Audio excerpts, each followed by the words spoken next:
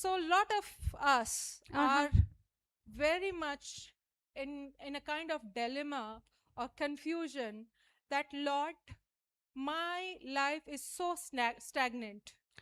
और हमें से बहुत से लोग जो हैं वो एक कश्मकश में हैं और दुविधा में है कि प्रभु मेरा जीवन बहुत ही ज़्यादा रुका हुआ है।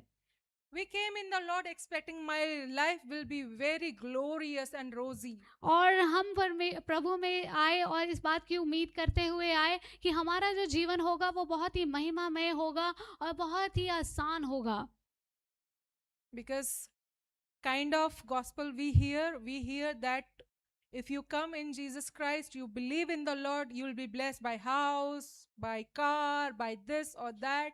Every day is a blessing. और It is a blessing, although जिस तरीके का सुसमाचार हम सुनते हैं वो हमें ये कहता है कि जब आप प्रभु में आ जाएंगे, यीशु मसीह को ग्रहण कर लेंगे, तो आप बहुत ज़्यादा आशीषित होंगे, जैसे कि आपको घर मिल जाएगा, गाड़ी मिल जाएगा और हर दिन आशीष होगा। हाँ, सच में ये आशीष तो है ही प्रभु में आना, but लेकिन the definition of getting blessings or coming or believing in Christ is different. लेकिन यीशु मसीह में आने की जो आशीष है और उसकी जो महिमा है वो बहुत ही अलग है। Lot of people question why I do not have any manifestation in my life. और बहुत से लोग इस बात का सवाल करते हैं कि मेरे जीवन में कोई भी प्रकटीकरण क्यों नहीं है। I am praying. मैं प्रार्थना कर I रहा pray हूँ, every day. मैं हर दिन प्रार्थना I करता am हूँ, reading Bible. मैं बाइबल पढ़ता हूँ। Maybe 2 chapters, 3 chapter, 5 chapter, even more than that. हो सकता है 2 अध्याय, 3 अध्याय, 5 अध्याय और उससे भी ज्यादा। I am paying my tithes. और मैं अपना दशमांश भी दे रहा I हूँ। am loving people. मैं लोगों से प्रेम भी कर रहा Yet हूँ। I do not see the fruits in my life. लेकिन फिर भी मैं परमेश्वर उस आशीषों के फलों को नहीं देख रहा हूँ। मैं उदास चेहरों को देखती हूँ। हम मसीह में हैं, We are in प्रार्थनाएं Christ. करते We are हैं, praying. लेकिन फिर भी हमारी प्रार्थनाओं के उत्तर हम नहीं जब पाते हैं, हम झुंझला जाते हैं। And when we don't receive the answer of our prayers, we get irritated. एक बड़ा सा क्वेश्चन मार्क हम हमेशा परमेश्वर के सामने रख देते हैं कि परमेश्वर सब कुछ कर रहे हैं, लेकिन फिर भी मेरे जीवन में जो होना चाहिए वो क्यों नहीं है। And we have a question in front of God that everything is happening, but the thing I am waiting for, why it is not happening? Why I'm not growing? क्यों मैं बढ़ नहीं रहा हूँ? Why I'm struggling financially? क्यों मैं आर्थिक रीति से संघर्ष कर Why रहा I'm हूँ? struggling spiritually? क्यों मैं आत्मिक रीति से संघर्ष कर रहा Why हूँ? I'm struggling in every area? Why I'm not able to come out of my habits, of my nature, or many things are there which has become a question now. और मैं अपने जीवन के हर क्षेत्र से क्यों बाहर नहीं निकल पा रहा हूँ, मेरी आदत से, मेरी उन बातों से, और एक वो सारी बातें जो हैं वो एक सवाल बनकर रह गई हैं। Even I had दो प्रकार के मसीह होते हैं। And एक the Lord वो showed me that there are 2 types of Christians. एक वो जिन्हें अपने कवनेंट या अपने अधिकार पता होते हैं, And the one who knows their covenant rights, और एक वो जिन्हें अपने अधिकारों का पता ही नहीं है। and the one who don't know their covenant rights. हम चर्च आ रहे हैं, We are coming to church, हम लोग प्रार्थनाओं में हिस्सा ले रहे हैं, we are participating in prayers. लेकिन अभी भी हमारी प्रार्थनाएं फीकी पड़ रही हैं क्योंकि हमें अपने अधिकार नहीं पता हैं। Our prayers are not answered because we don't know our covenant rights. और परमेश्वर के पुत्र होने के या पुत्री होने के नाते हमें इस बात का एहसास होना चाहिए कि हमें वो अधिकार उसी वक्त मिल गए थे जिस समय हमने यीशु मसीह को अपना उद्धारकर्ता माना था। So as a child of God, we got the covenant right when we received Jesus as our savior. और वो अधिकार क्या है? And what are those covenant rights? अधिकार है मेरे और परमेश्वर के बीच में वाचाएं। And the rights are the covenant between me and God. वो वाचाएं जो उसने अपने वचन से मुझे दी हैं, And the covenant which he gave me through his word. और उस पर विश्वास करने से मुझे मिली हैं। And the covenant which I got when I put my faith upon him. और यही वाचाएं आपके साथ और परमेश्वर के साथ हैं। And these covenants are with you and with God. जब आपने परमेश्वर को उसका अपना उद्धारकर्ता मान लिया, So when वो you वाचाएं receive आपके Jesus जीवन में as भी your उसी वक्त आ गई savior, हैं। and those covenants came in your life. Hallelujah. Hallelujah. आप simple, if I have to ask someone to work in my house or for some renovation, I will have an agreement with him that he has to do this work or that work or kind of renovation I want, and in return I have to pay him. और उदाहरण के लिए यदि मुझे किसी व्यक्ति से अपने घर को रंगवाने का या अपने घर में कुछ बदलावट करने का काम करवाना है, तो मैं उस व्यक्ति के साथ उस अनुबंध को करूंगी और उससे वो काम करवाऊंगी और उसके बदले में मैं उसे कुछ पैसे दूंगी, उसका भुगतान करूंगी। This is an agreement between me and him. और ये उसके और मेरे बीच में एक सहमति है, एक अनुबंध Similarly, है। the agreement has been done with me and God. और वैसा ही जो अनुबंध है वो हमारे बीच में और परमेश्वर के बीच में हुआ है। And the agreement says that I have to be obedient, और वो जो एग्रीमेंट है वो इस बात को or कहता है कि we मुझे have to be आज्ञाकारी होना है obedient. और हम सबको आज्ञाकारी होना And है। God's part is to bring victory in our life, in our situation, always. और परमेश्वर का भाग ये है कि वो हमारे हालातों में, हमारे जीवन के हर एक क्षेत्र में प्रभु यीशु मसीह के द्वारा उसे जय In को 1 लेकर आए। Corinthians chapter 15, it says that Jesus Christ rose from the death or dead, और and पहला he कुरिन्थियों has given victory over sin and death. और पहला कुरिन्थियों 15 अध्याय इस बात को कहता है कि यीशु मसीह मुर्दों में से जी उठे और उन्होंने हमें पाप के ऊपर उस जय को दिया है। Amen. आमीन। So the victory or triumph is every day for us. और जो जीत है, जो जय है, वो हमारे लिए हर दिन के लिए है। Amen. आमीन। वो आज के लिए है, वो It's for कल के today, लिए है, it's for और tomorrow, वो अनंत काल के लिए and भी it's है। for eternity. जय हमारी है। And victory is ours. Hallelujah. Hallelujah. यीशु मसीह जब आए, उन्होंने मृत्यु पर और पाप पर विजय प्राप्त की है। And when Jesus came, he got victory over sin and death. और जब शैतान हमें ये कहता है कि अब तो तुम्हारा गेम हो गया, So when Satan comes and says, now your game is over, सब खत्म हो गया, now everything is finished, stand up, तब खड़े हो जाएं। खड़े होकर उससे कहिए कि अभी नहीं, Then you tell Satan अभी that not नहीं। yet, क्योंकि अभी नहीं। यीशु मसीह कहता है वो Because मेरे Jesus साथ says अनंत काल तक that रहेगा। he is with me till eternal. Hallelujah. Yes. सबसे बड़ा एग्जाम्पल देखते हैं दाऊद का। We see the example of David. He was a small child, वो एक छोटा might बच्चा be था 12 or 13 years old. और हो सकता है कि वो 12 या 13 साल का And हो। what we see in the Bible, हम बाइबल में क्या 1 पढ़ते हैं? Samuel chapter 17 verse 22 to 36. और पहला सैमुएल हम 17 अध्याय 22 से 36 आयत तक हम पढ़ते हैं। He knew his covenant rights. और उसे अपने वाचा के अधिकार पता थे। He was going against Goliath. और वो गोलियत के विरोध में जा रहा था। The whole army of Israel were running away from him because he was large in size.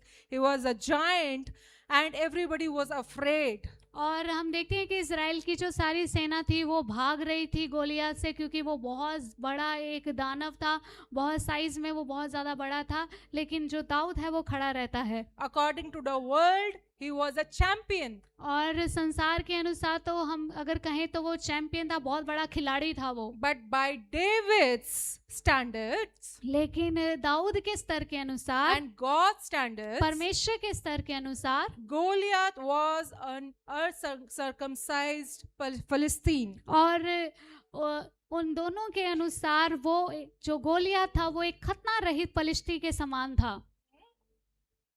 समान नहीं था, वो खतना रहित फिलिस्तीन था, खतना रहित पलिश्ती था, जिसके पास परमेश्वर की वाचा नहीं थी। because he was not having the covenant of God. और यहाँ तक कि हम आगे की अगर इस अध्याय को पढ़ते हैं, पहले शमूएल 17 के 36 में दाऊद इस प्रकार से कहता है कि ये खतना रहित फिलिस्तीन उनके जैसा समान मिट्टी में मिल जाएगा जिसने परमेश्वर की सेना को ललकारा है।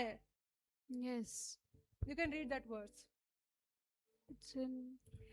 He's saying that, and this uncircumcised Philistine shall be as one of them, seeing he has defied the armies of the living God. और वो कहता है ये खतना रहित पलिश्ती भी उनमें से एक के समान होगा, क्योंकि उसने जीवते परमेश्वर की सेना को ललकारा है।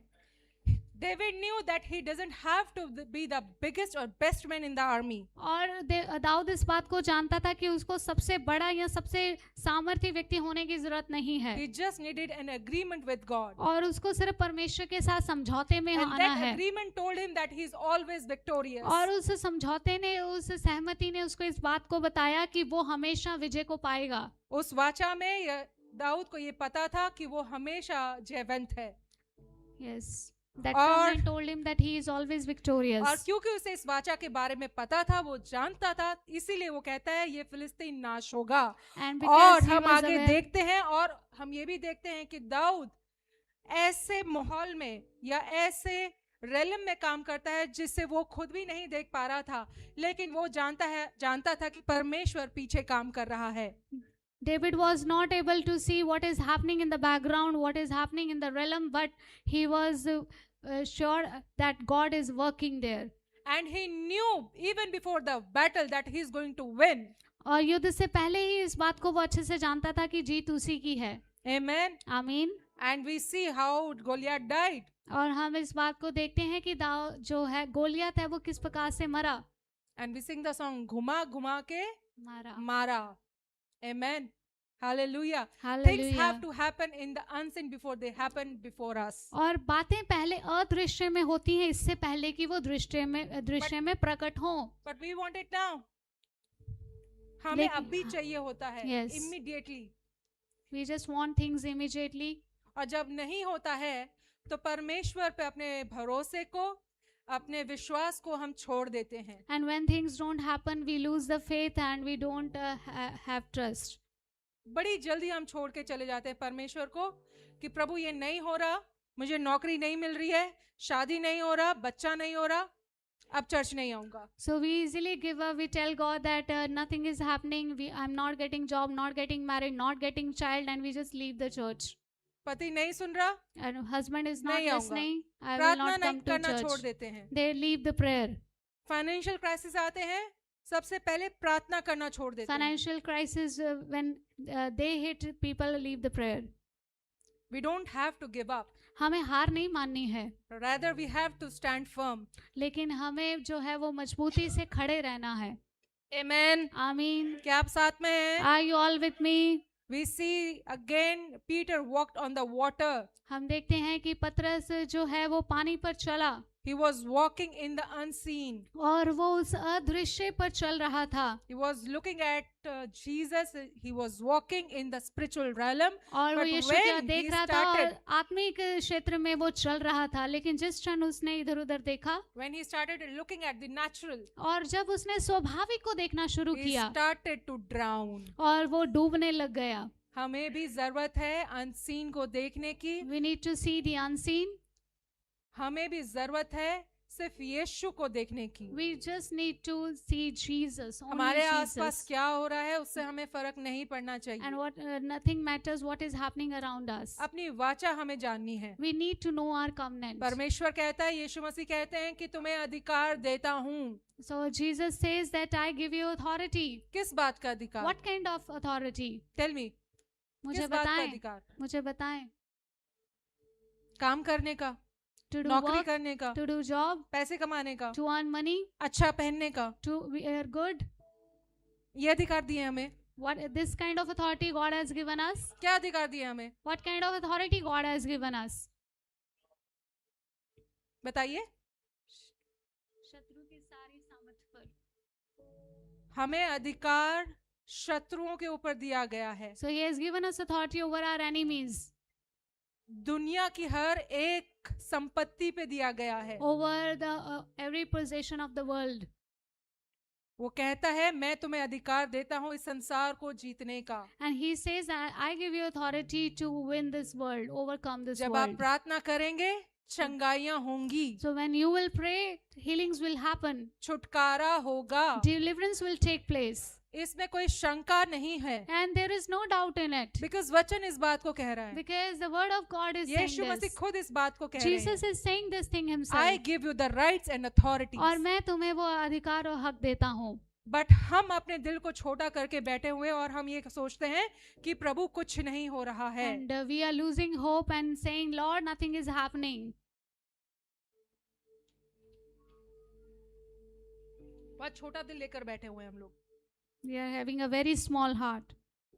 छोटी सी मुसीबतें हमें परेशान कर देती हैं। And small problems just disturb us. जिंदगी बहुत बड़ी है, बहुत लंबी है। Life is so long and really big. और लंबी जिंदगी में दो ही बातें हम कर सकते हैं, And for long life, we can do two things. परमेश्वर पे भरोसा trusting the Lord और उसकी उपस्थिति में बैठना. and sitting in His And presence. God will do His work. और परमेश्वर अपना कार्य करेंगे. Hallelujah. Hallelujah. Noah's covenant with God. और नूहा की परमेश्वर के साथ वाचा. We have to learn as children of God to hold fast to our covenant with God and answer our situations just like Noah did, who being warned of the things not seen obeyed and built the ark. और हमें परमेश्वर की संतान होने के नाते इस बात को सीखना होगा कि अपनी वाचा को हम मजबूती से पकड़े रखें, जैसे नूहा ने किया. नूहा ने उन बातों के विषय में चेतावनी पाई जो दिखाई नहीं देती थी, लेकिन उसने आज्ञा मानी और उसने जहाज को बनाना शुरू किया. You know, it is important to hear and obey. और Nobody knew what rain is about. आप जानते हैं कि सुनना और परमेश्वर की बात को मानना बहुत जरूरी है, क्योंकि कोई भी उस समय जानता नहीं था कि बारिश होगी. Even Noah did not see. और यहाँ तक कि नूहा ने देखा भी नहीं था. He did not know what is rain. और उसको पता भी नहीं था कि बारिश होती क्या है. And some people, he could have said that, you know, 1 day, 2 days, 3 days, 1 year, 2 years, he was building the ark, but nothing was happening. He could have give up. और आप देखिए कि वो इस बात को कह सकता था 1 दिन 2 दिन और 2 साल 3 साल, वो उस जहाज को बनाए जा रहा था और वो हार भी मान सकता था, वो छोड़ सकता था कि कुछ हो तो नहीं रहा है. For years nothing happened. और कितने साल तक कुछ भी नहीं हुआ. Nobody heard about rain before. और इससे पहले किसी ने बारिश के बारे में सुना भी नहीं था. अगर हम उनके जैसे होते या उस टाइम नोहा ने नहीं सुना होता तो सबके सब डूब गए होते. If Noah भी डूब जाता. If Noah had not listened God that time, then Noah would also have been drowned in that. He was holding fast to the covenant given by God. और वो परमेश्वर की उस वाचा को बहुत ही मजबूती से पकड़े रखा जो खुदावंद ने उसे दी थी. Amen. आमीन. Hallelujah. Hallelujah. Hallelujah. Good. अगर हम अपनी वाचाओं को नहीं जानते हैं तो जरूरत है सिर्फ और सिर्फ वचन को पढ़ने की. If we don't know our covenant rights, we just need to read our Bible. It is full of covenant rights. और ये जो बाइबल है वो पूरे वाचा के अधिकारों से You know भरी what हुई is है. the core right in scripture? क्या आप जानते हैं कि जो बाइबल है उस वचन में सबसे ज्यादा जो मुख्य अधिकार है वो क्या है? कुछ अधिकार हैं जो मुख्य हैं और सबसे प्रथम है पहला अधिकार, the right to be child of God. और जो पहला अधिकार है वो है परमेश्वर की संतान होने का अधिकार. You are adopted in God's family with full heirship. और आप परमेश्वर के परिवार में पूरे उत्तराधिकार के साथ अपनाए गए हैं. John chapter 1 verse 12. और यूहन्ना 1:12 में हम कोई उसे पढ़ पढ़ लेगा सकते मेरे लिए हैं. Please. Screen is not working. Down time चल रहा है, इसका काम नहीं कर रहा. सो यूहन्ना उसका 1 अध्याय 12वीं आयत कोई पढ़ देगा. परंतु जितनों ने उसे ग्रहण किया उसने उन्हें परमेश्वर की संतान होने का अधिकार दिया, अर्थात उन्हें जो उसके नाम पर विश्वास रखते हैं. Amen. Amen. We have the full authority and ownership. और हमें पूरा अधिकार है, पूरा सामत परमेश्वर ने हमें Jesus दिया is है. not saying that I'm going to give you some parts. और यीशु ये नहीं कह रहा है कि मैं आपको कुछ हिस्से देने वाला लेकिन हूँ. पृथ्वी और स्वर्ग पूरा का पूरा हमारा है. But he said that whole earth and heaven is ours. Amen. आमीन. Amen. आमीन. आप विश्वास नहीं कर रहे हैं इसलिए You are आमीन not भी नहीं कह believing. पा रहे हैं. बाइबल पढ़ेंगे तब विश्वास होगा. When you will read the Bible, only then you will be able और to पढ़कर trust. उन वचनों पे विश्वास जब करेंगे. And when you will read the word and you will have trust हमें upon पूरा those अधिकार words. दिया गया है. And he has given us full authority. हमें परमेश्वर के साथ डायरेक्ट एक्सेस मिला है. And और हमें परमेश्वर तक सीधे पहुंचने का अधिकार मिला है. In Hebrews 4:16 it says और इब्रानियों 4:16 में हम इसे that we पढ़ते can हैं. reach or approach the throne of God boldly to find his mercy and help in times of need. इसलिए आओ हम पर अनुग्रह के सिंहासन के निकट हियाव बांध कर चलें कि हम पर दया हो और वह अनुग्रह पाए जो आवश्यकता के समय हमारी सहायता करे. We don't need any middlemen. और हमें किसी भी बिचवाई की जरूरत नहीं है. परमेश्वर तक जाने के लिए अब हमें किसी बिचौलिए की जरूरत नहीं है.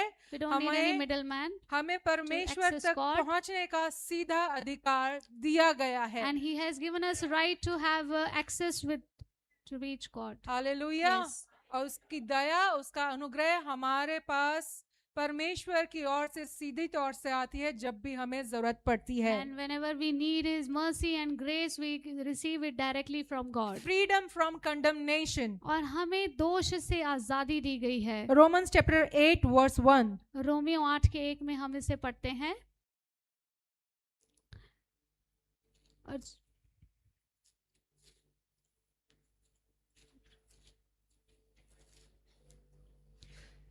रोमियो 8:1 So, में अब जो मसीह यीशु में है उन पर दंड की आज्ञा नहीं है.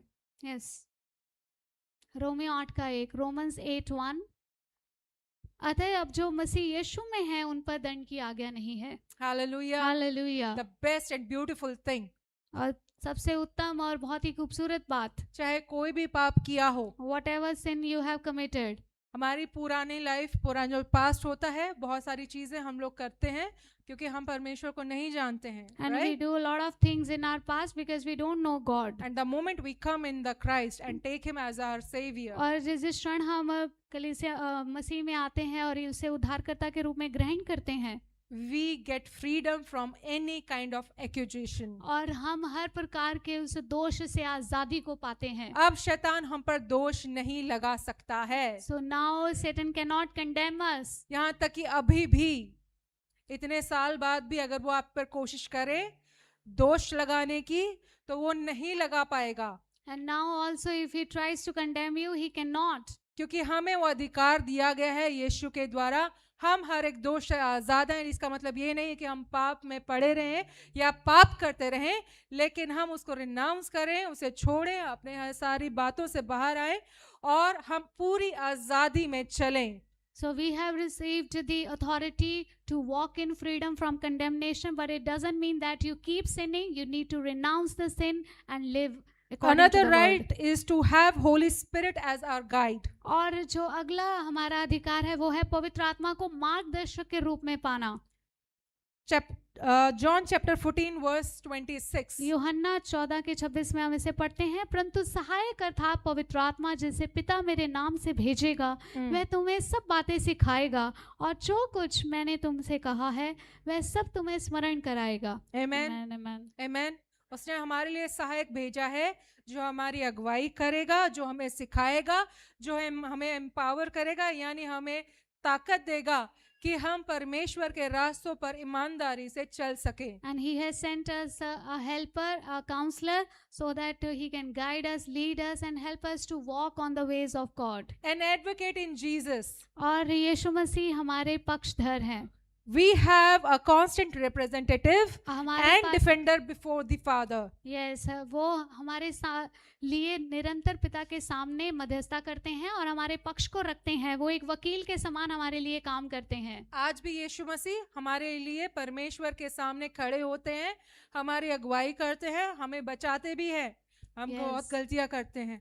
We make so many mistakes, but today also Jesus prays for us and saves us. और इस लेवल की भी कर देते हैं कि हमारे लिए अगर हम पुराने नियम में होते तो परमेश्वर हमें कब का उठा लिया होता, लेकिन पर यीशु मसीह का अनुग्रह हम पर इतना ज़्यादा भारी है, इतना ज़्यादा है कि वो आज भी हमारे लिए एडवोकेट यानी वकील बनकर परमेश्वर के सामने खड़ा रहता है और हमसे कहता रहता है, एक और मौका दे दो, Wow. एक और मौका दे दो, We make mistakes, but और Jesus अनुग्रह कर advocates दो. in front of Father and tells that Lord, you give them one more opportunity. Hallelujah. Hallelujah. वो हमें मरने नहीं देता है, वो हमें नाश नहीं होने He देता doesn't है, let us die लेकिन or perish, परमेश्वर का अनुग्रह हमारे लिए रोज लेकर आता है but हमारे He जीवन brings में. the grace of God every day upon our life. Amen. Hallelujah. Amen. उसका Hallelujah. अनुग्रह ही हमें मिल रहा है मेरे प्रिय, तभी हम जीवित हैं और हमारा जीवन बेहतरीन है. So how we can apply or claim our rights? So कैसे हम अपने अधिकारों को लागू कर सकते हैं और उसे ग्रहण कर सकते The हैं? very first thing that we need to do is to know our rights, and how we can know is by reading the Bible. और That is the only way to know your rights. और एक ही तरीका है कि आप अपने अधिकारों को जानें, वो है बाइबल को आप पढ़ें. पूरी बाइबल शुरू से लेकर आखिर तक परमेश्वर के वादों से और हमारे अधिकारों से, हमारे राइट्स से पूरी इंफॉर्मेशन के साथ भरी हुई है. हमें बस ज़रूरत है टाइम निकालने की, उसे पढ़ने की, और सिर्फ पढ़ने की नहीं, उससे घोषणा करने की. Yes. So the Bible is full of God's promises and covenant. We just need to take out some time and read His word, and we need to proclaim His word. Amen. Amen. परमेश्वर के वादों को जब हम पढ़ते हैं, So when we read the promises of verses or God, words or promises of God, and when we proclaim those in our prayers, in our daily life, it is very important. हमारे लिए बहुत ज़रूरी है कि जब जब हम प्रार्थना कर रहे हैं या किसी वक्त भी हम इन वचनों की घोषणा करें, ताकि ये हमारे लिए एक्शन को प्रोड्यूस करे. यानी हमारे it has to produce some action. Okay, so we when, have to announce these verses, these rights, these promises, to bring them into action. और जब कभी भी हम परमेश्वर के वायदों को, वचनों को पढ़ते हैं, हम बाइबल को पढ़ते हैं, तो हमारे लिए ज़रूरी है कि हम लगातार उन वचनों को अपने प्रतिदिन के जीवन में घोषणा करें, हम उन वचनों को लेकर प्रार्थना करें, ताकि जो वचन है वो हमारे जीवन में काम करने लग जाए, वो एक्शन में आ जाए. Amen. It can become a rhema. और वो हमारे लिए एक रीमा के तौर पे काम Second, करने लग how we जाएंगे. can apply, we have to pray in confidence. और हमें विश्वास के साथ प्रार्थना करनी है. इस तरीके से हम अधिकारों को लागू कर सकते हैं. हमें साहस के साथ और भरोसे के साथ प्रार्थना करनी है. We need to pray boldly and with faith we need to जब pray. हम साहस के साथ प्रार्थना करेंगे, परमेश्वर उन कामों को या उन बातों को जरूर पूरा करेगा. बहुत सारे लोग प्रार्थना तो करते हैं, बहुत प्रार्थना करते हैं, लेकिन उनमें वो बोल्डनेस नहीं रहती या कॉन्फिडेंस नहीं रहता. वो हमेशा एक डाउट में रहते हैं कि परमेश्वर क्या सच में हो जाएगा. So many people pray but they don't have boldness and they think they have doubt a lot. Bible says we have will to it really pray happen? with faith. और बाइबल इस बात को कहती है कि हमें विश्वास के साथ प्रार्थना करना है. और विश्वास बिना कर्मों के मरा हुआ है. And faith without action और is कर्म dead. क्या है? प्रार्थना And करना, action is praying. वचन की घोषणा We करना. need to proclaim the word और of जब हम God. ऐसा करेंगे, And when we'll do it, तो अपने जीवन में हम ट्रांसफॉर्मेशन या बदलाव को and देखेंगे. then we will see the transformation in our जो lives. चीजें नहीं हो रही हैं, The things which are not happening, घर में लोग नहीं बदल रहे people हैं, are not changing in your हमारी houses, स्पिरिचुअल लाइफ बहुत डाउन है, सूख चुकी है. and our spiritual जब life is हम getting dry हम and ऐसी dull. प्रार्थनाएं करेंगे, So when we'll वचनों को do this उसमें prayer बोलेंगे. and we'll Bible speak the says verses, speak life. और बाइबल इस बात को कहती है कि आप Speak the जीवन को word. बोलें, वचन को बोलें, वो जीवन को And बोलें, it will rise up. और वो जिंदा हो जाएगा. फाइनेंशियल प्रॉब्लम्स है, थोड़ा और ऊंचा बोले.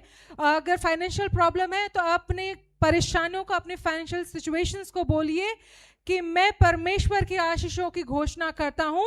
मैं हर गरीबी से, हर बीमारी से, हर कर्जे से बाहर निकलूंगा, क्योंकि परमेश्वर का वचन मुझे इस बात का वादा देता है और अधिकार देता है कि जीवन की सारी आशीष, पृथ्वी की सारी आशीषें मुझे दी गई हैं. So if you are facing any financial crisis, just proclaim that I will be out of poverty, I will be out बीमारी of बहुत लंबे sickness, समय से I will परेशान be कर out of रही है. debt.